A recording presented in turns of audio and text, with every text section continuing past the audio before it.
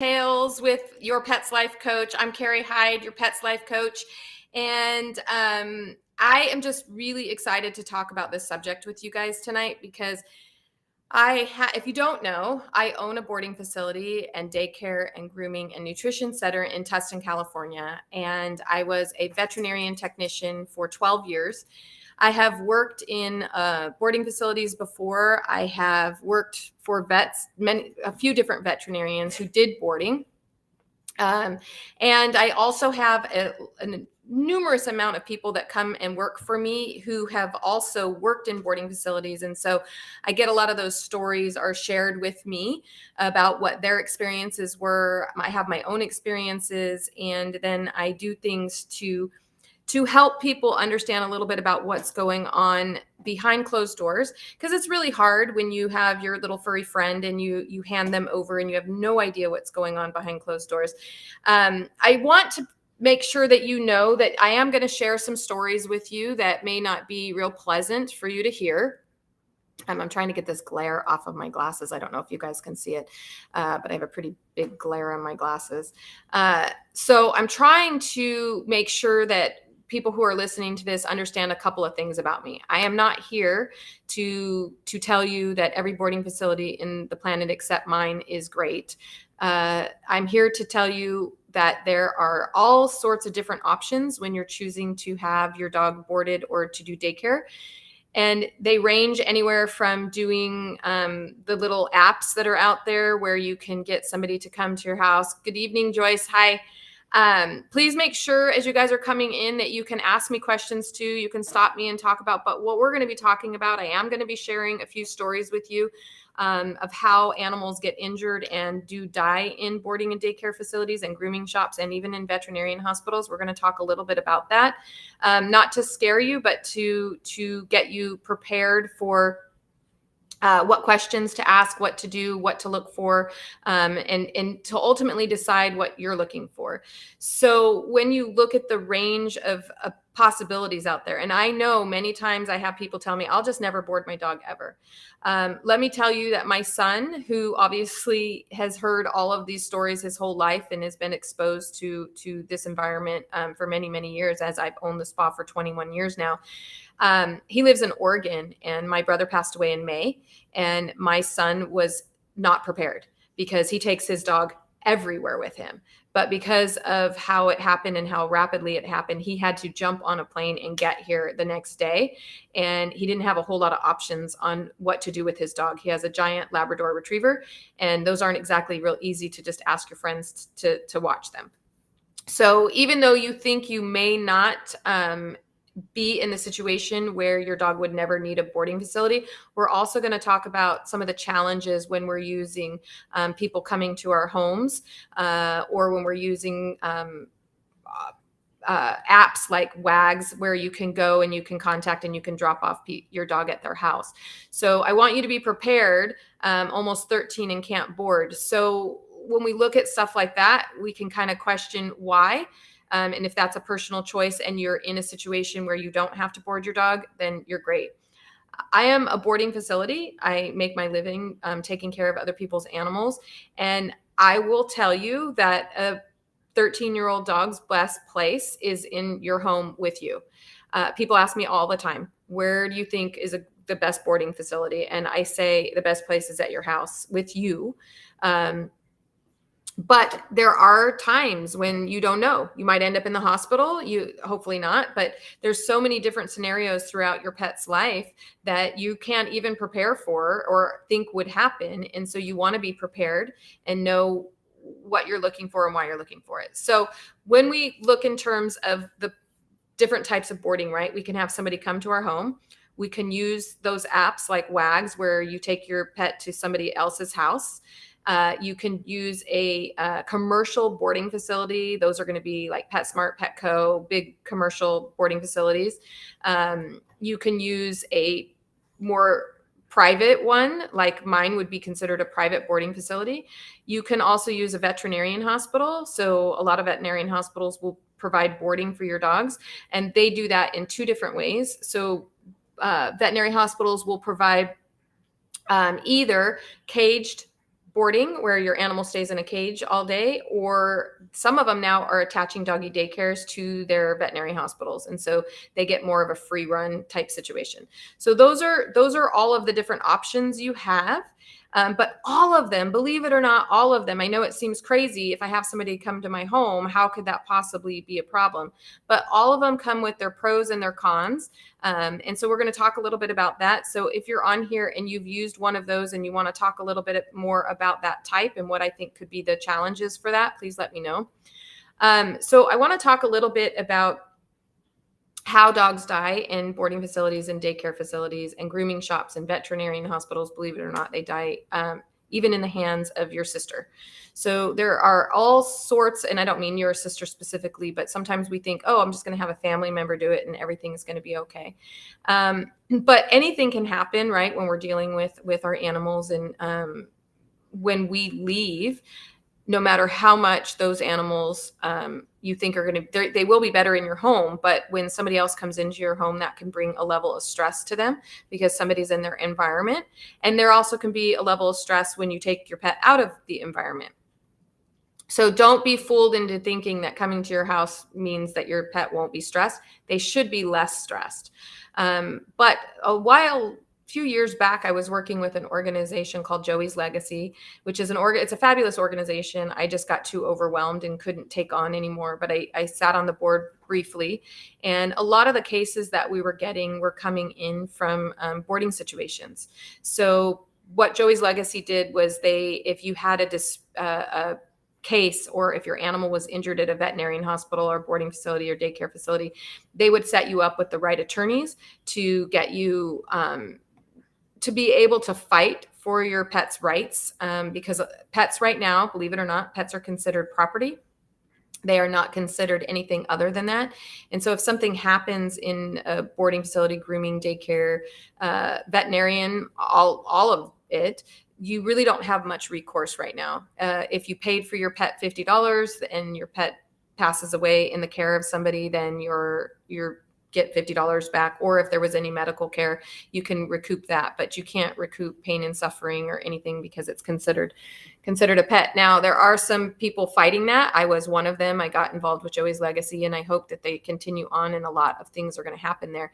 But it does unfortunately happen. So from the best of what I can determine, the number one cause of death in boarding and daycare facilities is heat exhaustion.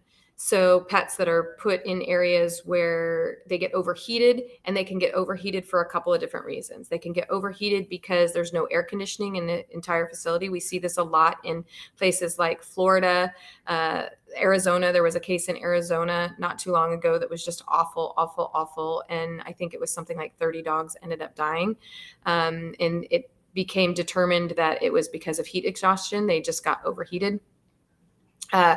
So what are you going to do about that? You walk into a facility, you think it's air conditioned. And so the first thing I will tell you is very, very important. Do not board your dog anywhere or have anybody come to your home where they're just checking on your dog now and then. You want to have your pet in a facility where there is somebody there 24 hours a day, period, end of story. If they are not, please just stop what you're doing, because a lot of the things that happen in the evening time. It's when the animals are left alone, they get very, very excited. And so when they get excited, if it's very hot in the facility, and maybe the air conditioning, that's what was talked about in the case in Arizona, is that the air conditioning had just stopped working in the middle of the night. Well, no one knew. And then the dogs are getting anxious and they're pacing, and they may be pacing, some of these places are gone from 6 o'clock at night until 7 o'clock in the morning the next day. And so if your pet is anxious and he's pacing and pacing and pacing, and it's really, really hot, they can die from heat exhaustion, as we saw in the case in Arizona. Other cases, don't be surprised. One of the cases back when I was with Joey's Legacy was a case of a woman who was using she used the Wagley. I think it was Wagley. I don't want to call them out. It's not necessarily Wagley's fault, but she was taking in dogs into her home, and a dog died in her care from being left outside, and heat exhaustion took over, and the dog died from heat exhaustion. So that is one of the biggest reasons. The other reason is if you're in a free run facility, the next biggest reason in a boarding facility that dogs would die would be from them mixing the big dogs with the little dogs, and the big dogs attack the little dogs. So those things can happen. So you just definitely want to make sure. That's happened quite often. Other reasons that animals die in boarding facilities is the lack of people paying attention into, oh, there's the story. Thank you, Lori, for posting that. Not having enough staff to ratios. So we don't have enough people watching. And so a lot of times, especially when we're talking about our older dogs, when older dogs go into a stressful environment, underlying conditions can come up, they can arise. And you may not know about those at all. And I'm going to share a story with you in a few minutes here about a dog that died in my facility. So I want you to know that I am not here bashing boarding facilities, daycares, grooming. If you are a boarding facility, I'm here to try to help you. So please give me a shout out if you're angry at me for talking about this. That's okay. That's okay. I understand. I would be angry too if people were bashing or looking like they were bashing boarding facilities. But the reality is, in a lot of cases, they're not being taken care of well. One thing that you should know about boarding facilities and daycares and grooming shops, they're not really regulated. There is a small regulation, but it doesn't really do much. Now, there's different laws in different states, so I certainly don't know all the laws in all of the states of everything that's going on. But in the state of California, we get checked once a year, and they come out to our facilities. They usually tell me that they're coming. They do a quick look around, but there is no law telling me how many people I need to have per dog. So there isn't that. It's left up to the owners to know. And so one of the rules of thumbs that I say if you're using a boarding facility is that you want to have 2 people for every 15 dogs if they are small dogs. If they're large dogs, 2 people for every 10 dogs. So if you call the boarding facility and they said that they board 40 dogs, then you need to have at least 4 employees that work there. I always throw 1 extra on there because not everybody works every day. So if I was boarding 40 dogs, depending on the situation, now that's the people in the back. You still have receptionists, you still have a whole different part of staff. So if the people in the back are also answering the phones and running around and doing everything, then you're going to need to increase that, because if you had 2 people that were supposed to be in the back with your 15 dogs, and one of those has to keep answering the phone and checking the clients in and out, you're going to have another problem. So let's go back and talk a little bit about some of the things that can happen in a boarding facility that you want to be cautious of, which I talked to you about, is heat exhaustion, making sure that someone is there 24 hours a day. Animals do die in these facilities. They die in people's homes. They die. They get injured, things like that can happen. So what we're going to be talking about today is the precautions for that. So let's look at some of the other things. I told you I was going to share a story with you. It was just one of the most awful things that I've ever been through. And the reason I'm sharing that is because I don't want to sit up here. It's one of the reasons that I got nervous being with Joey's legacy is because a lot of people were blaming. And sometimes things just happen and it's not somebody's fault. And because I got blamed before, I've had people blame me for things. This particular woman did not blame me for the death of her dog. And she was the kindest woman ever, that I told her that one day when I'm done working, I want to write a story about how kind she was during one of the hardest times in my life. So she brought in a little puppy to us. He was just a little puppy, and cameras can't do anything. Exactly, Jessica. Cameras are not good enough. They are absolutely 100% not. How would a camera detect whether the air conditioning was working or not? Yeah, maybe you can have something that shows that the camera is, or the air conditioning is going off, but chances are you're sleeping. So please don't let anybody tell you that, oh, it's okay, a camera is there. It won't work. That's a really good point. So I'm going to share the little story of a little dog named Benji. And Benji was just a little puppy, and he came to board with me. And it was a lesson that I learned, and it was a hard lesson for me to learn, but he was very young. And first time he had ever boarded with me, I had never met his mom before. And she brought him in. And on the first day, I can tell you that my instincts were up, and they were telling me to pay attention, but I didn't. And that it's a big regret of mine to this day. So Benji came in and he didn't act like a puppy. We all have had puppies probably before, and we know that they run around and they're real hyper and they play. And he was a little Shih Tzu, and he didn't do that. He came in and he sat in the corner. And I thought, well, maybe he's just a shy little pup. It was his first time. He had never been there before. And, but I don't, something was just sitting with me. And so that night we went to feed him and he ate his dinner like normal. Everything was fine. But I did my pass down with my night shift, and I told my night shift, hey, I really need you to pay really close attention to Benji. Not really sure. Maybe he'll be fine tomorrow, but he's not interested in playing, and it's making me a little concerned. And so I checked on him again at 10 o'clock at night. My night shift always checks in with me at 10 p.m. And at 10 p.m., everything was fine, but he was still sitting in the corner. He really wasn't acting like he was sick. He wasn't breathing weird. He wasn't acting, but he just would sit in this corner.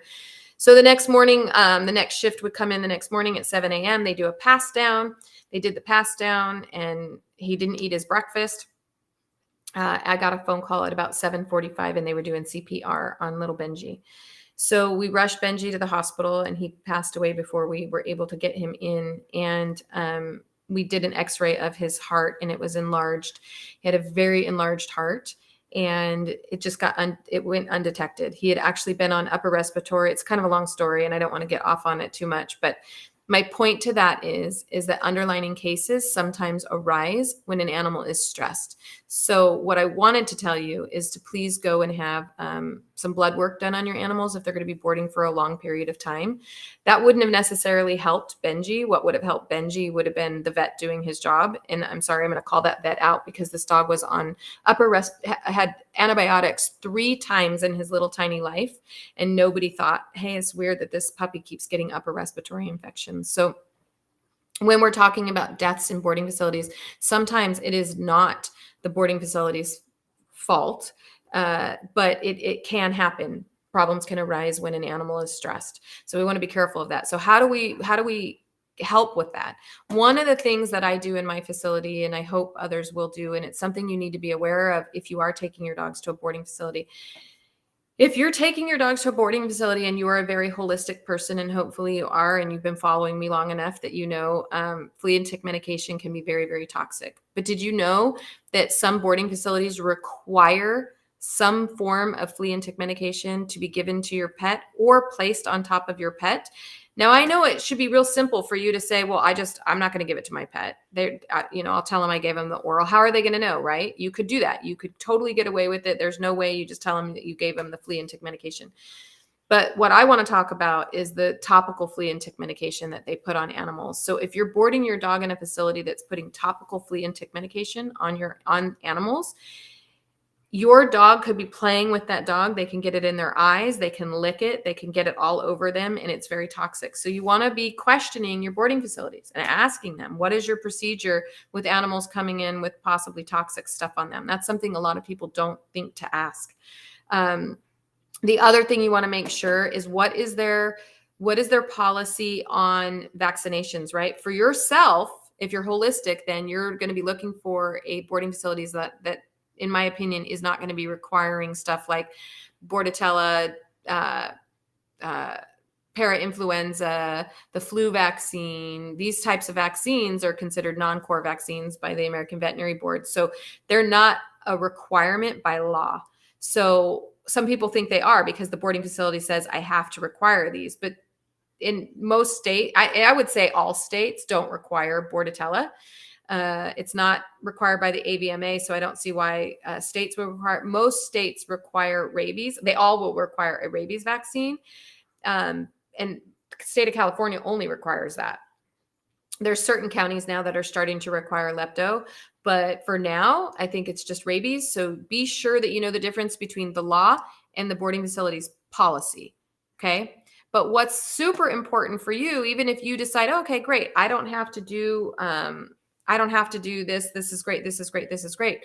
But if they don't have a 2-week waiting period, at least a two-week waiting period, if you bring your pet into that boarding facility, you could be exposing your pet to certain vaccines will shed. According to Dr. Dodds, Bordetella and Parvo, particularly Parvo is the most shedding vaccine out there. So if your boarding facility is not having a 2-week waiting period for you, then they aren't for anybody else, which means that if you have a dog, especially if you have an older dog, a dog who has comorbidities that we've talked about, diabetes, you have an overweight dog, you have a dog with any like hormonal issues, Cushing's, anything like that, they're just kind of compromised. You're going to bring them into this boarding facility and they're going to be exposed to stuff like Bordetella because half the other dogs have had those vaccines and then they're bringing them in and your dog may be under a lot of stress. So it's really important when you're picking those kind of situations. So let's talk. So a lot of people think, okay, well, I'm just going to board at my vet's hospital because that way, if something goes wrong, there's a vet there. Now, I can't say every veterinarian hospital is like this, but I can tell you I've worked at, I think, 6 different veterinarian hospitals over my career, and all of them were like this. So when you board your dog at a vet hospital, first and foremost, you're boarding your dog in a facility where all of the sick animals are coming. Granted, they're not in the same kennel and they do a separation, but most stuff, especially when you're talking about like Bordetella, that stuff's going to be airborne. So it doesn't really matter. They all walk in the same door. They all walk out the same door. They all go into the back. Granted, they're separated. So I have never, ever been a fan or have even understood boarding your animal at a veterinarian hospital. And I'm sorry if there's any vets on here that do boarding, and I'm saying it, but I just, like I said, maybe your vet hospital is different, but the ones that I worked in, the boarding dogs were the last on the totem pole of being cared for. The vets go home at night. The vets aren't paying attention. They're not. So people get this false sense of security that, oh, a vet runs it and a vet is there. But the chances are your vet has no time at all, if any, to pay attention to your boarding dog. Granted, if something goes wrong, the vet is there, but most stuff goes wrong in the middle of the night and the vet has to drive down there, get there. Believe me, a boarding facility that doesn't have a vet there at night will probably get your dog to a emergency clinic faster than that vet can get called, get out of bed and get down there. So I highly recommend finding a boarding facility that's very close to a emergency clinic and that they know where the emergency clinic is and that they have an emergency. What would they do in case of an emergency? That's my husband. When he comes home, my dog always has to say hello. So keep in mind, that is something to think about. Is the vet even going to be able to do anything for you if your dog had an emergency in that situation? So, and then we can talk a little bit about what happens when your animal is being cared for at your home.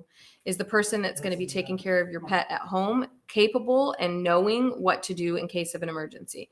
That's why a lot of times when people say, oh, I'll just have someone come to my house, be prepared, because that's not always the greatest thing. There's a lot of people out there now who are, just kind of freely doing this. Oh, I'll just start taking care of people. I'm not calling out older people because I'm an older person, but people who have never worked with animals before just kind of decided I'm going to start taking care of people's dogs at their home. But do they know CPR? Do they know what to do if the dog starts limping, if the dog's acting different? So most boarding facilities, their life is this. And so they're trained. There's a staff there. So there's a lot of people there. But when you have one person coming into your home, that can come with its own challenges, right? Not to mention what's going on in your home. But your dog may not act the same if they are in the home with somebody else as they act when they are with you. So things can change. So you want to make sure if you do have somebody coming into your home, they're very prepared. Now, if you're bringing your dog to one of those places like WAGs, this is probably one of my, it's kind of hard to say because I'm sure there's some good ones out there, some good people out there that are doing it. But if you bring your dog to somebody else's house, keep in mind there may be other people living there. So you may meet the girl or you may meet the guy and you think he's great, but did you ask who else lives in the home? Maybe there's an elderly person there that has Alzheimer's. Maybe there's somebody there that hates animals. Maybe there's somebody there that is drinking all the time. I mean, there's so many different lifestyles. So, and they're not responsible for those dogs. So some of the cases we would get is people leaving the doors open, dogs getting out. There was a case here in Orange County not too long ago where a guy used WAGs and the dog was missing for 3 days. Got out of the house. 3 days the dog was missing before they ever even told the owner that the dog was missing. So you really want to make sure that you're vetting, if you're going to use those services, make sure you're vetting them don't just talk to the person, find out who else is in the home, I'm sorry, I have dog hair probably in my eye. It's driving me crazy. So you want to make sure that you're being really, really careful with vetting everything about them. What would they do in case of emergency? Do they know what to do, where to go? Where is the emergency room? Do they know where the emergency room is? Because they should, because these things can happen at any given time. So it can be really, really, really scary. Putting your dog, taking your dog away from someone. We had a case not too long ago where a woman boarded her dog with me. So sad when it's the first timer. And she's just such a fabulous person. She was just so understanding and never really blamed me. She did at one point say what happened, but she didn't say, what did you do to my dog? But she had an older dog that boarded with me. And then in the middle of the night, we noticed something was off. And then she started having seizures, and we rushed her to the emergency room again in the middle of the night. It always happens in the middle of the night. We rushed her to the emergency room. And it turned out she had some underlying issues that needed to be addressed that happened to come out while we were taking care of her. So being really, really careful about picking your boarding facilities and understanding things that you need to know. How many people are working there? How many people are there 24 hours a day, right? Because you can get people who are sick.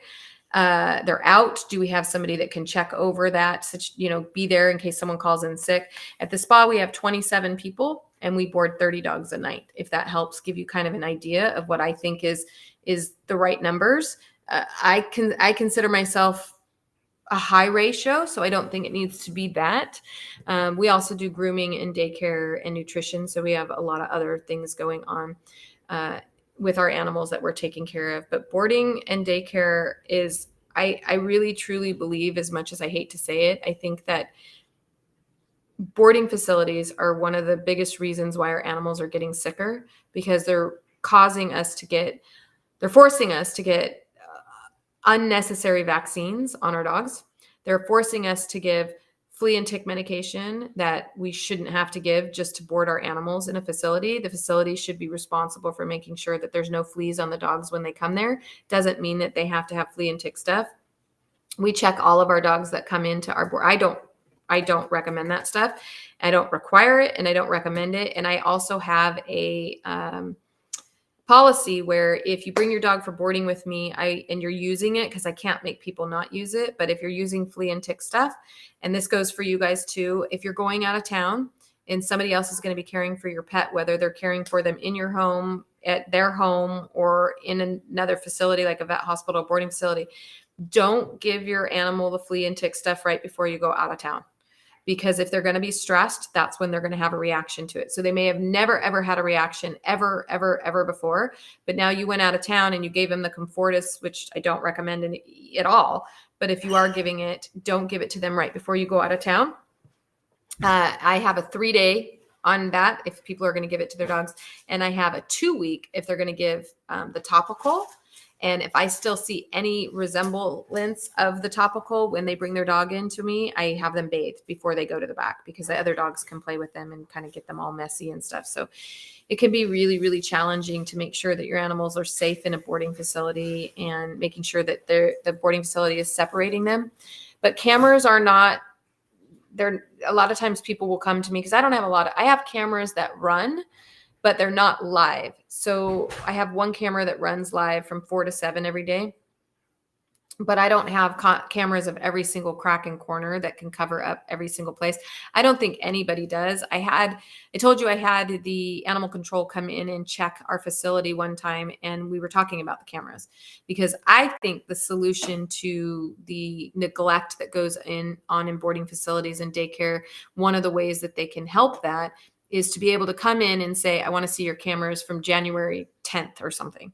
And then boarding facilities would have to hand over those cameras.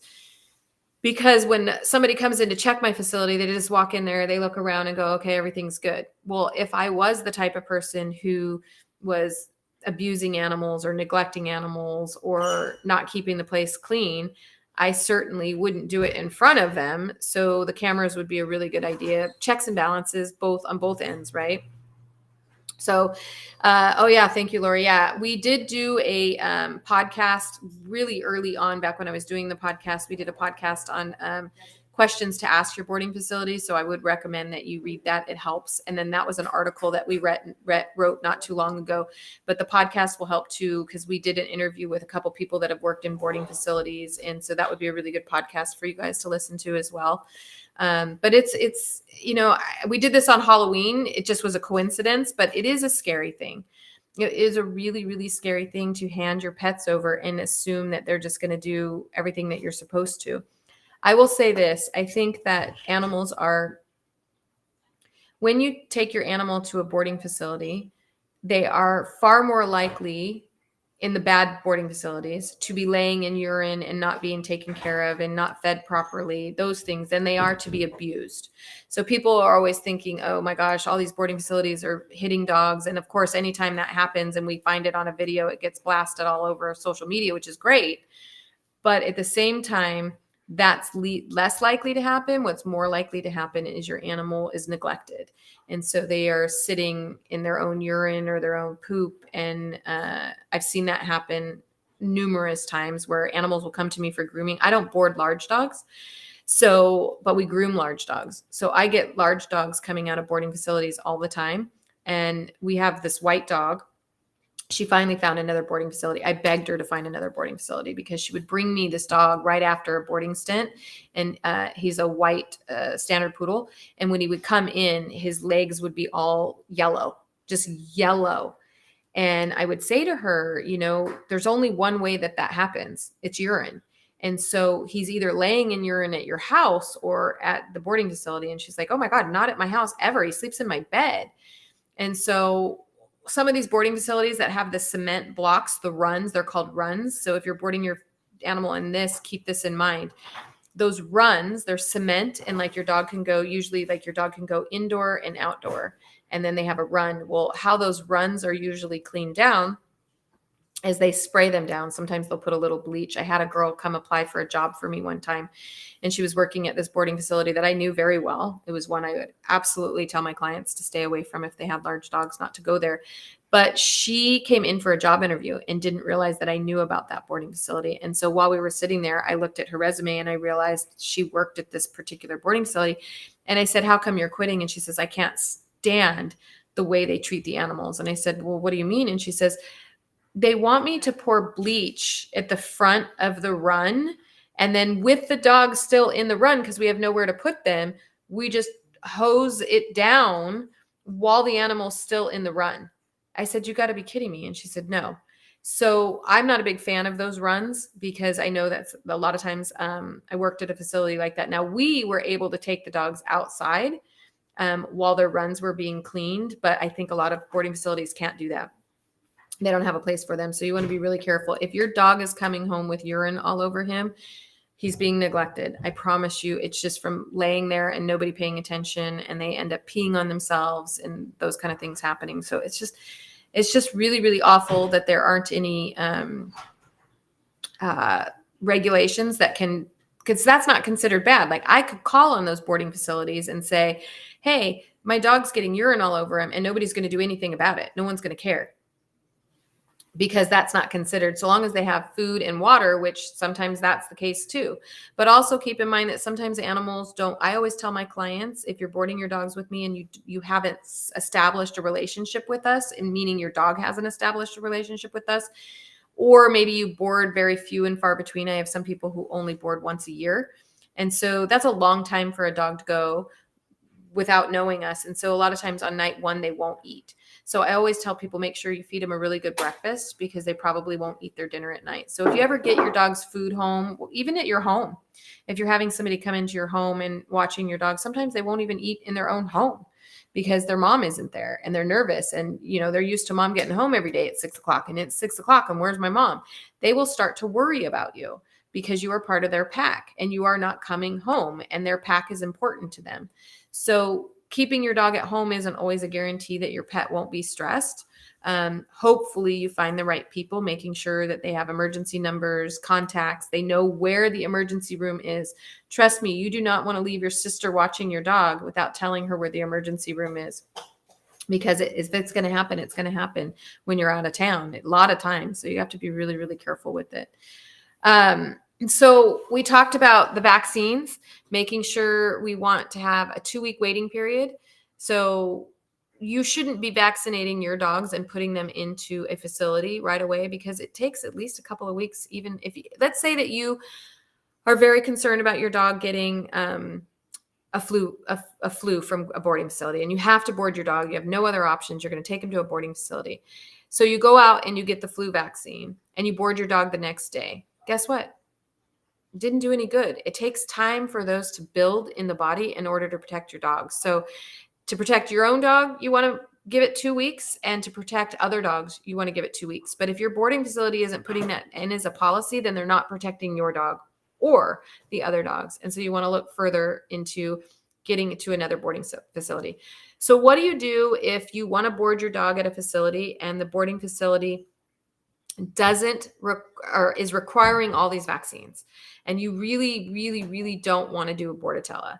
Now, some people have heard probably about a titer test, and they say, oh, well, ask your boarding facility if they'll do a titer test. The problem is that a Bordetella, there is no titer for. So you can't get a titer test for a Bordetella vaccine. So what are you going to do? You don't want to do the Bordetella vaccine. It's the only place in town.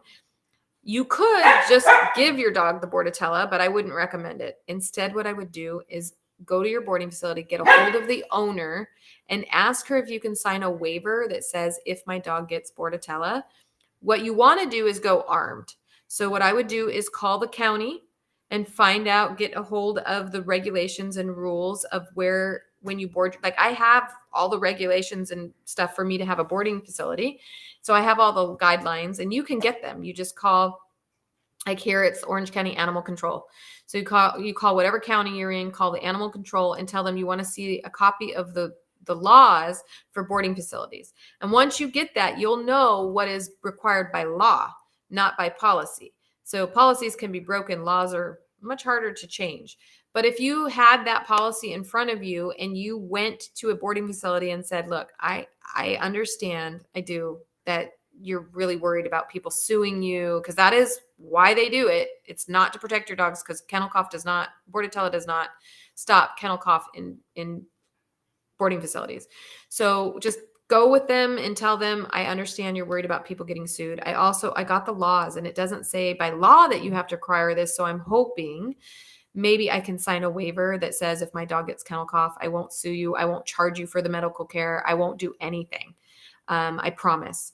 I just really don't want to. And if someone came to me with that much of a concern, 2 things would happen. One, I would know that this person is really, really loving their animal. And number 2, I would probably learn something, because I can't tell you how many boarding facilities don't even realize what is law and what is just, they did it because everybody else was doing it. So you might actually be able to teach somebody a little something about the laws that they're claiming they have to do. Now, some of them do have titers. So you could run a titer for parvo. You can run a titer for rabies. Now, the difference is you can run a titer for rabies, and it will most likely say that your dog doesn't need a rabies vaccine, but that won't do you any good, because the law in every single state, except for Delaware. If you're in Delaware, congratulations, because Delaware just had some laws passed that a titer test is acceptable for a rabies vaccine. Hopefully that'll be the rest of the states, but currently it's not. So if you're in any other state, having a titer run for rabies isn't going to do you any good, because I guarantee you that the boarding facility can lose their license without it. But the other vaccines, you're going to have to get a hold of the laws and make sure whether they require parvo or distemper. And if the law doesn't require it, then you may be able to ask your boarding facility if you can get a titer test.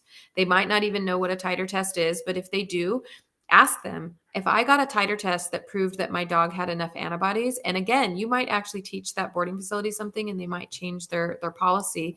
And in doing so, you could be saving a lot of dogs. What are titer tests for dogs? Titer tests are among the tools. Oh, Lori's got that on there. So she's got it all on there so you guys can read that. Thank you, Lori. So yeah, so getting those done can not only help your own dog, but you could be helping a whole lot of other dogs, because some boarding facilities get so paranoid. We had one here in Orange County a couple years back. They were getting a lot of cases of kennel cough out of their facility, which I'm going to talk a little bit about the cleanliness and what you want to look for in a boarding facility. Now, before I get into that, let me just tell you the good, right? We said we were going to talk about the good, the bad, and the ugly. And I've already definitely gone over the ugly part of it, right? Of heat exhaustion. You want to make sure there's somebody there overnight. We've talked about dogs getting out of their own homes, making sure that if you have somebody coming to your house or you're taking somebody through WAGs. I personally, honest to God, if it were my dog, if I didn't have anybody that I could 100% trust to come to my house, I would choose a small mom and pop boarding facility over any other thing. So, and I know I'm a small mom and pop boarding facility, so it sounds crazy, but WAG, I think it's called WAGs. There's a lot of them out there where you just call somebody up and then you take them to their house. That stresses me out because it's not a business. Most of those, there was a case out of Florida that I got really involved with when I was doing Joey's Legacy, and it was a woman, and she put the dog in the backyard, and then she took the dog she waited too long to get the dog to the vet, and got the dog to the vet, and the dog, okay, I'll answer the kennel cough question in a second. But there was so many people, and so she was doing other things. Like your dog was at her house all day long, but then she was going out with her friends and going shopping. You would not believe this. So she just left the dog in the backyard and went and did her other stuff and her chores and all her stuff as if it was her own dog. So if given the choice between a small mom and pop, a big giant corporation type boarding, I don't like those either because it's all about money and they just pile in way too many dogs. Or a veterinarian hospital, I would really, really choose your home first. And if that's not an option, then you want to really find one or two boarding facilities that you trust. And how do you find out if you trust them, right? You're going to ask these questions that I'm telling you guys to ask, because you need to know how many people are working there. You need to know what their policies are and what they're doing. So kennel cough. So we were going to talk a little bit about the cleanliness, right? So you walk into the facility and it smells clean. Does that mean that the facility is clean? Absolutely not. What are they doing in order to keep the air clean? So when you look at something like kennel cough, Jan asked a question: treatment necessary if your dog gets kennel cough, or can it just run its course? So I have always, in all the years I was working for vets, it would just run its course. Some vets will give an antibiotic because they feel like if you take your dog to the vet, they have to give you something.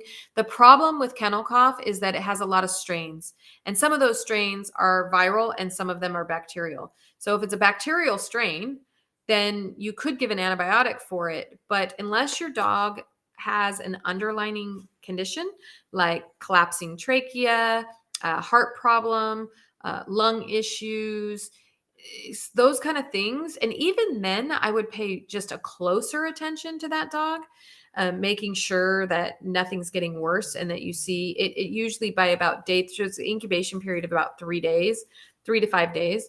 If after a boarding stint, or I've had people get kennel cough just from walking their dog down the street.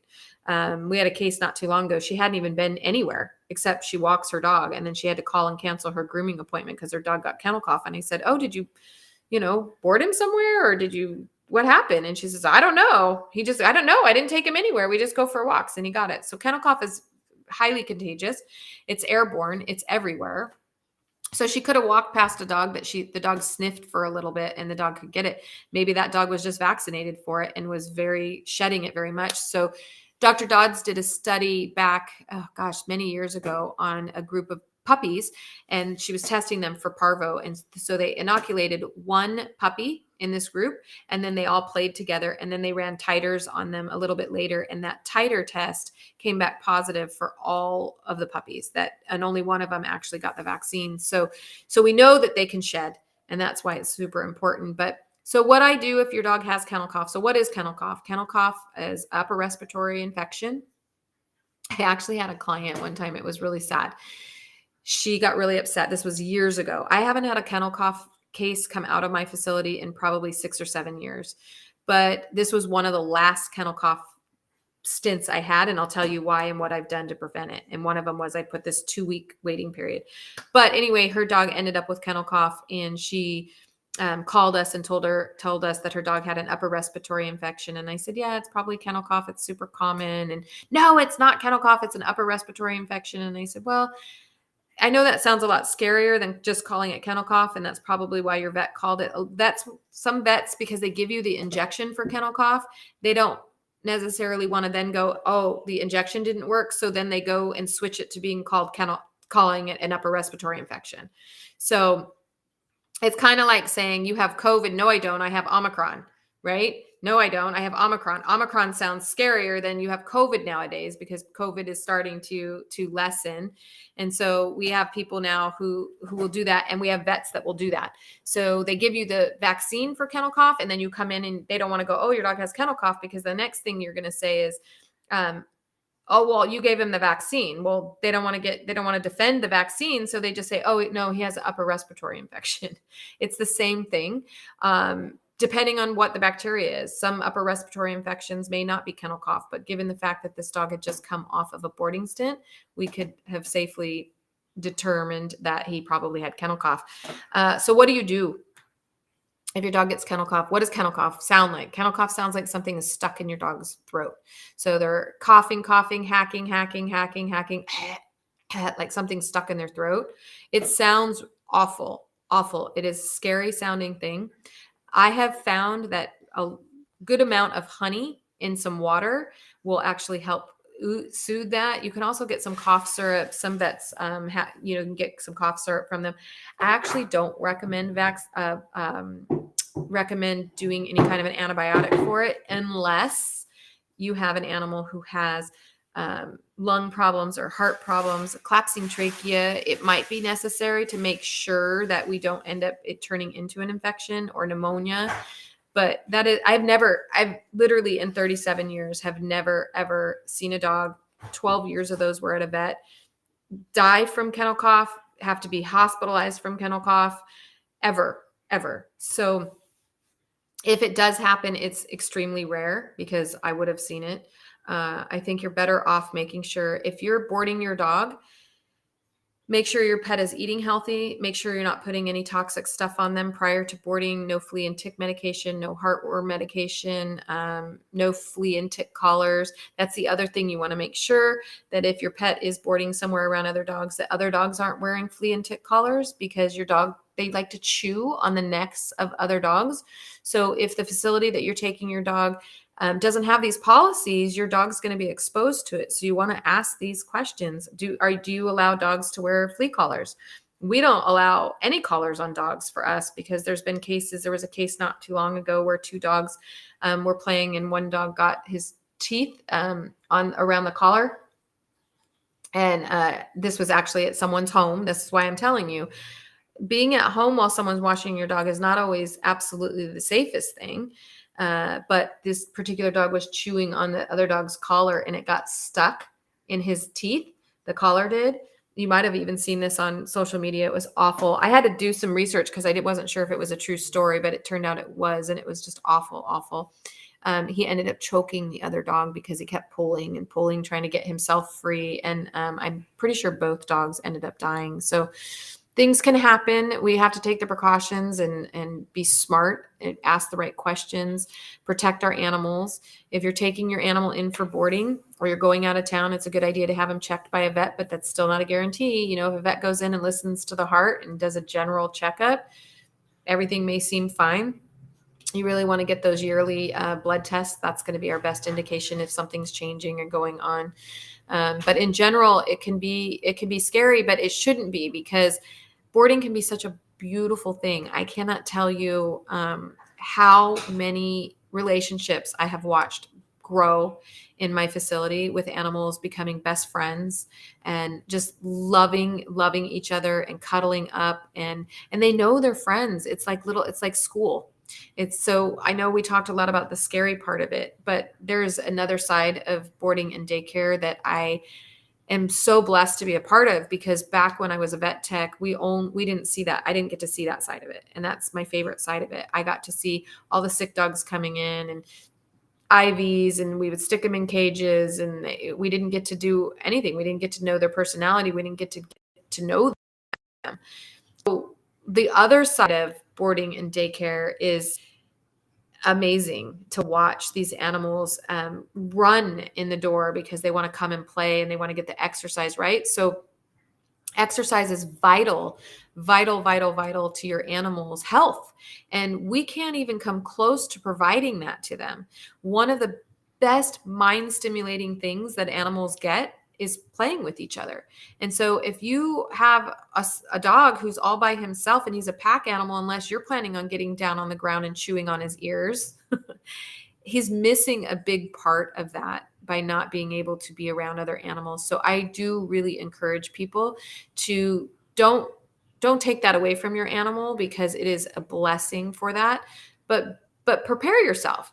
It's okay. We take our children to school. We take our children to grandma's house to spend the night. We do all sorts of stuff with our children, but we take precautions. We vet the place. We don't just go, oh, I read it on Yelp and Yelp said it was okay, or vice versa. I read on Yelp that this place was awful, and so it must be awful.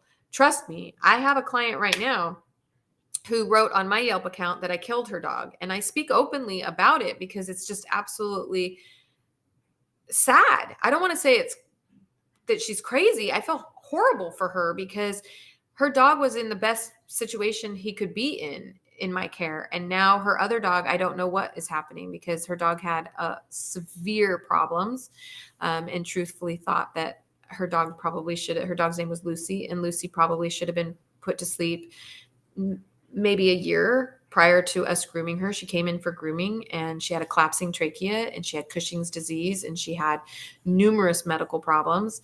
And I didn't even want to groom her that day. It was another lesson learned. I should have just not groomed her that day. But the problem was she had poop. She was a Pomeranian and she had poop stuck all over her bottom. And I mean, she was just a mess. She had mats all over her. She was filthy. She was tangled. The poop was causing a rash around her rectum. And so, what do you do in that situation? My gut is telling me this is not a good situation. This dog is, but her dad actually was the one that dropped off. And we were used to her having that sound because of her collapsing trachea. So we made a judgment call, and she didn't die in my facility, but she died that night. And I think it was just too much. I think it was just too much stress. And so it's hard. It's really hard, but we take precautions and we do what we can and we ask the right questions, but you guys don't know what questions to ask because you've never been behind closed doors. You have no idea what it means to have enough staff to take care. I have people that work for me now who have worked at other facilities. I have one guy that works for me. He's amazing. His name's Sergio. So if you're ever in my shop, give a little shout out to Sergio, because he worked at a facility that didn't have nearly enough staff. And he was supposed to clock out every day. Let's say it was 5:00, but he couldn't get all of the work done by 5:00. He absolutely couldn't get everybody fed. He couldn't get everybody cleaned. He couldn't get everybody walked because they had these walks they would have to do. And so he would stay late and clock out because the owner said, no, you can stay and clean, but you can't, I'm not paying you for it. But he felt so sorry for the animal. So he would clock out and stay, not even being paid, while this guy's making tons of money off of boarding, and he wouldn't even pay his staff. So, if a place like that doesn't have a Sergio that's willing to do it just because he loves animals, they clock out, they go home. So you really gotta ask these questions, guys. You gotta know how important, I can't tell you how important it is not to have flea collars on these dogs in the boarding facilities that you're doing, the flea and tick medications. So don't feel weird. You wouldn't feel weird if you went and asked a place for your kids.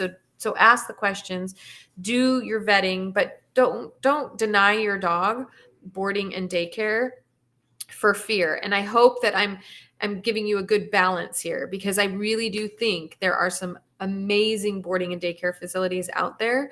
I just think that there are also some that are overwhelmed.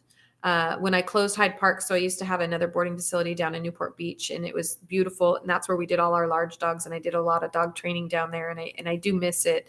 I had to give it up because it was just too much. But and I lost my train of thought of what I was going to say about Hyde Park. But when I had that facility down there, we would board only 10 dogs at night.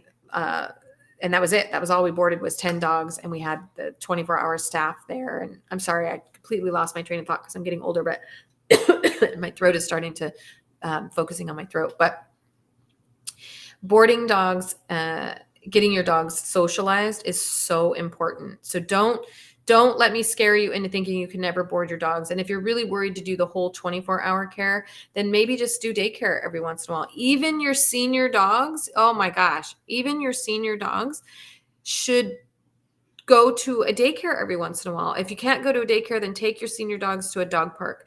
Let them get out there, let them experience life with other animals and pack animals. If you listen to me talk just recently, I did a talk about the skin's microbiome.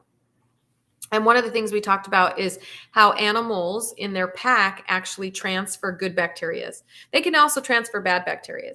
But if you have an animal who's never around any other animals, especially healthy animals, they may be lacking good bacteria. So letting them play and chew and be around other animals is not only healthy for their brain, but it can be really healthy for their skin and their coat and just their overall well-being. So please don't let me scare you into thinking you should never board your dogs.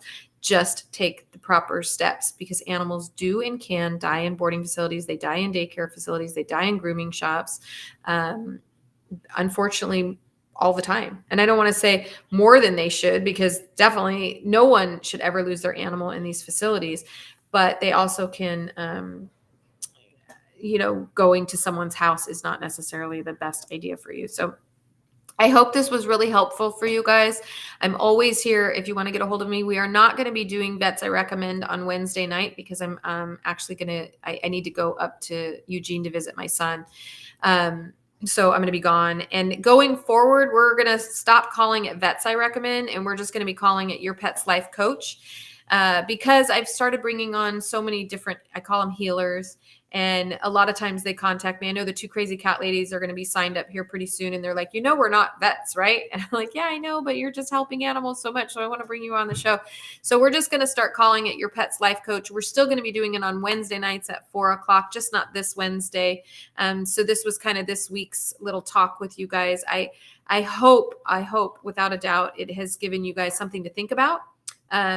Don't get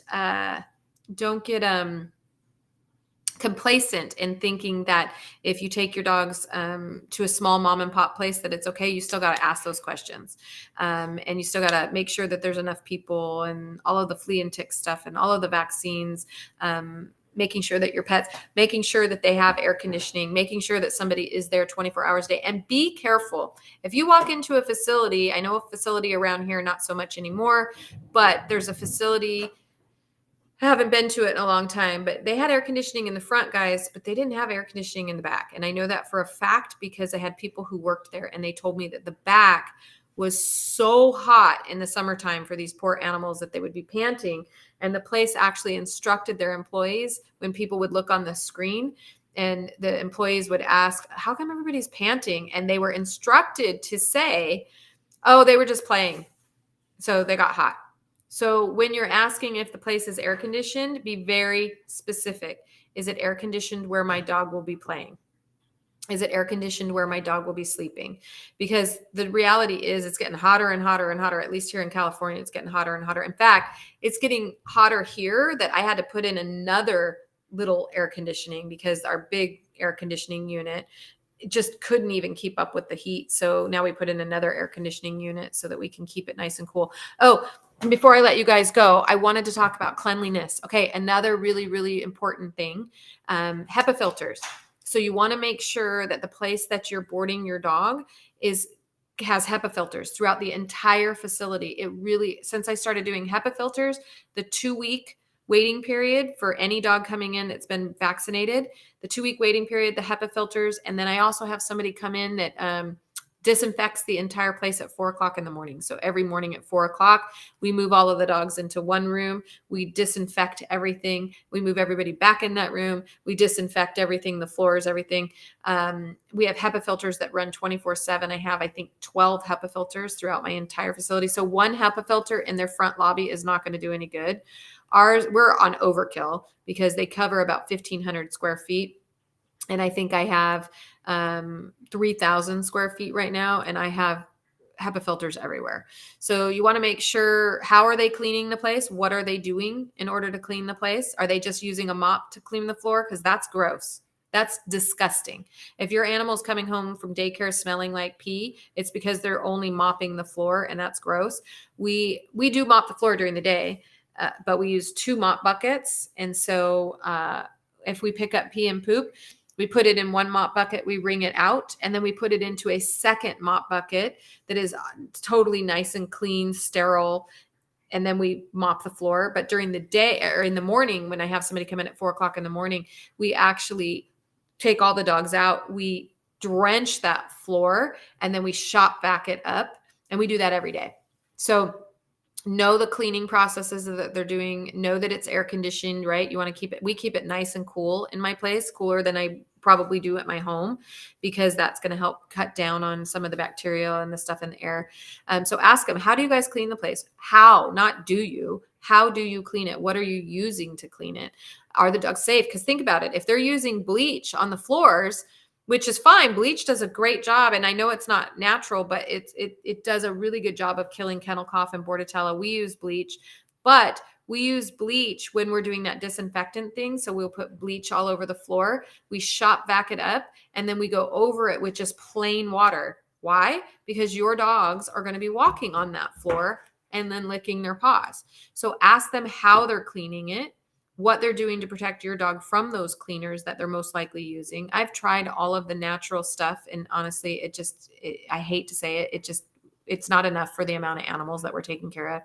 If your dogs are going to boarding facilities that have that artificial grass, I don't think it's a good idea. That stuff is a breeding ground for bacteria. I know it looks nice and it's beautiful and you think it's great. It gets hot, so their paws get warm.